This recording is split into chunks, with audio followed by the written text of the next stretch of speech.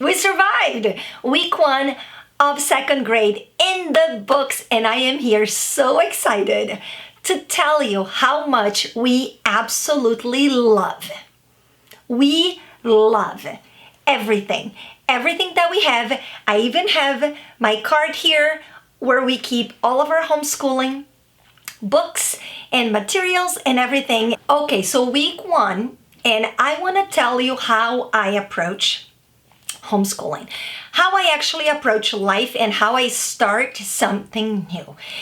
I have all these plans, I have all these ideas about how everything's gonna go, but in reality, it's not just me with myself doing things the way I would. It's me with a 7-year-old, with a child who has their own emotions, their own desires, and I have to keep that in mind. So when starting our school year, a new curricula, we're brand new at homeschooling, right? If you didn't watch the introduction video that I made here about the Moms Club, I come from corporate. I come from many years of training, developing people, implementing corporate culture, and just looking ahead and keeping people accountable and helping people grow and develop. So I literally bring all of my baggage from corporate into my life. I am the CEO of my home. My daughter is my collaborator and I am her coach, and I am helping her go in the direction that she wants to go in life, and I work as a guide. There are so many things about my background in corporate that I like, that I use those ideas and models and concepts in my own life and into raising my daughter. Recently, I read a comment on a Facebook group where the mother posted the name of a book about training dogs, and she said she was using this book to train her children to obey. And needless to say, there were hundreds of comments. People were enraged. You do not treat your children, humans, like a dog. We don't want to train our kids to be obedient. We want to help them develop an inquisitive mind, a sense of curiosity, a passion for learning. And that's how I approach my homeschooling. Sure, we have a structure. Sure, we have a curricula that we follow. And for us to be able to make that happen, we need to stay consistent. We need to stay on track. And to stay on track, we need an adult, a mature adult, who is determining how we're going to go about this and how we're going to keep this child accountable. My main job as a homeschooling mom is to make sure that my daughter has a passion for learning, that she enjoys studying. It's not going to be fun all the time. Schooling isn't fun a lot of the times. We like certain subjects, we dislike other subjects, and that's just part of life. We don't like everything that we need to do, but we do all the things that we need to do. So here is our schedule. I still need to update it. This is our 2nd week. We are on week 2. Monday was a holiday, so I crossed that first day. Also, it's a day that we do co-op, so I also cross it no matter what, because we're not gonna follow that Monday schedule. I need to update this. But just reflecting on that first week of 2nd grade, what I have to say is success. Success. Emma loves all about reading, all about spelling. She loves Matthew C. She loves the Poodle series. She actually asks me to read the Poodle series while she eats lunch, so when, and she likes to listen to Michael Clay Thompson himself more than listening to me read to her, because he has his own way of reading, and I think it's great. Workbooks. Emma is loving the Zahner Bloser handwriting. She keeps looking forward to see when she's gonna start doing cursive. Right now, it's a little review of manuscript, how to write, how to do all the things. Geography, Skill Sharpener is so good. We do 1 page a day. Yesterday, we had a little project. She had to do a cutout and learn how to navigate a map. This is so great. I mean, I love this. It's 1 page a day. 1 page a day, maybe 2, depending on the lesson, there's a little bit of reading. But easy, quick, we get done quick. She loves that she gets done quickly. She can't believe it, how fast she is done with these classes. Now, for critical thinking, I am a big fan of the Critical Thinking Company.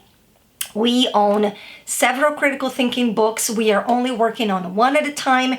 And right now she started this one last year. It's called Can You Find Me? And it's geared towards kindergarten and first grade. So this is very easy for her, but she's almost done. She's past the halfway mark, and she does 6-8 pages because it's so easy. So yeah, we have been very consistent about doing critical thinking. We started toward the end of last year, and we're going strong. Also, 5 minutes, 10 minutes tops. I do not want to wear her out, and I want her to love doing this. And she keeps asking for more, and I have to be like, okay, that's it. We're only gonna do until this page and done. Quick, short lessons, amazing. Financial literacy. Since I did not do this for first grade, I got the financial literacy first grade because I do not like to have any gaps. So we are going to move very quickly through these lessons because a lot of this stuff is just very basic, and Emma is actually very well versed in literacy, but in financial literacy, but I want to make sure that we are just covering all the aspects of it, and we're just moving. I like to start things from the beginning. Even if Emma was 10 years old and we had never done this, I would probably get the first book and go from there. That's just how I am.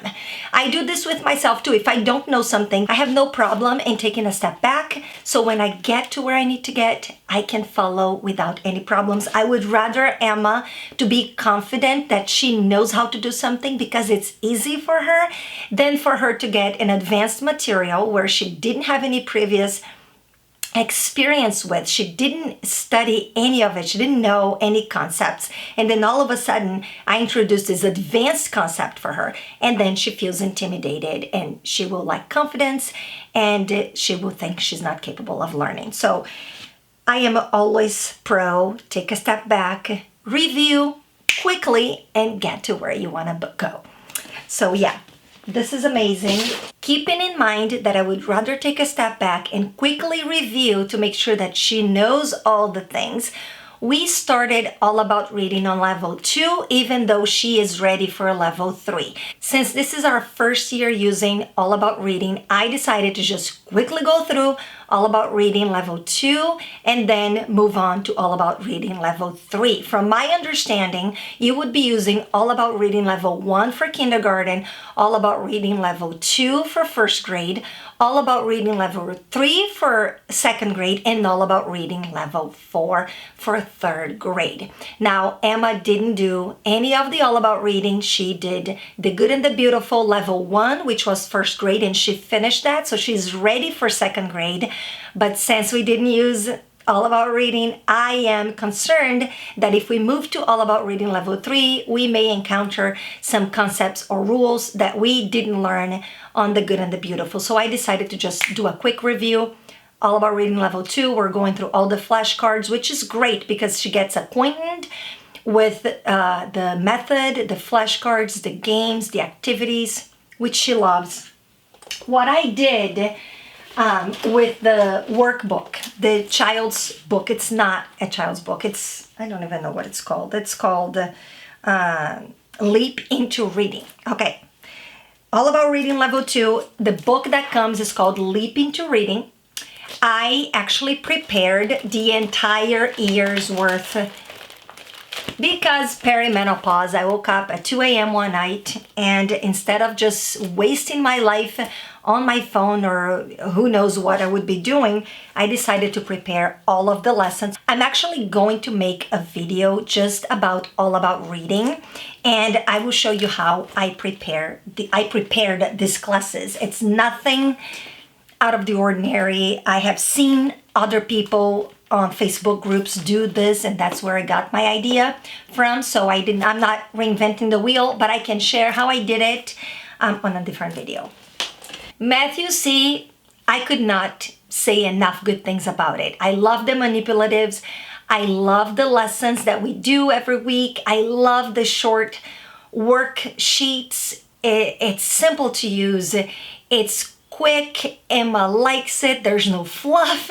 There's math, there's learning, and there is being done. That's what my child likes. I am going to make a video just about math to go over the curriculum. So happy that we went with Matthew C. All About Spelling 1 only has 25 lessons, and it's been very easy for Emma. I feel like she actually got a very good foundation from the Good and the Beautiful, which is amazing. So we are able to literally do one lesson a day, which means we're gonna be done quickly if we keep this speed. So I don't know. I'm not pushing for a lesson a day. We're working for about 20 minutes or so. She's into the exercises, the activities. She asks to repeat them. She loves it. She loves everything about it. She likes the flashcards. She doesn't battle the flashcards, which doing the booster cards from the Good and the Beautiful was a nightmare. It was a nightmare for me, and it was a nightmare for her. Here are the cards.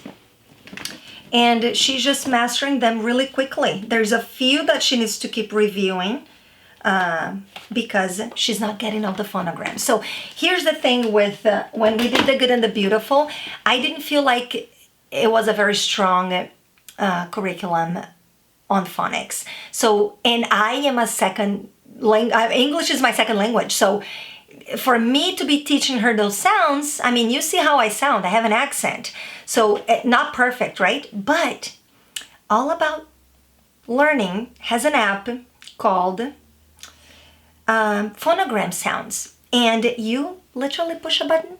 A-A-R. What? A-A-R. Amazing. R-O-O-R. Woo! I wouldn't be able to teach her those sounds because I don't sound like that. So amazing. We go through, we use the sounds, and it's perfect. It's amazing. She's really picking it up. She can remember them. She's remembering the order of the sounds. And I'm just in heaven. I am so happy. I am so grateful. I don't even have words to express how grateful I am for the people who put all this curricula together. All of it. All about reading, all about spelling, Matthew C., Evan Moore, Zainer Bloser, a Critical Thinking Company. I mean, I am grateful for all of them because those are high quality, amazing books. And I just... Okay. Michael Clay Thompson and Poodle Knows What. The Poodle series is so cute. On week 1, we only got to read the prologue, or rather listen to the prologue, because Emma really likes listening to Michael Clay Thompson himself. And there was no exercise, so we didn't really get to use the student book. We used the instructor manual to follow along. And this week, actually on week 2, that's when we actually started with chapter 1. And then there's a little exercise. So we're gonna start working on the student book this week. And then I'll tell you if she's gonna be able to follow that later when I do another review. I'm thinking I will just do kind of like a quarterly review of the year, or, as fast as we move, I don't know. But I will come from time to time to kind of like give you an update on how the school year is going with the curricula that we chose. This is my best friend. I cannot start the homeschool day without my planner. Is this the best planner there is out there? No. This is not even a homeschool planner. This is just a regular 2024-2025 planner. And what I like the most about it, it's because it started in July of 2024, which is when I started preparing to homeschool, and it goes all the way to December of 2025. So I am taken care of for a whole year and a half. I love it.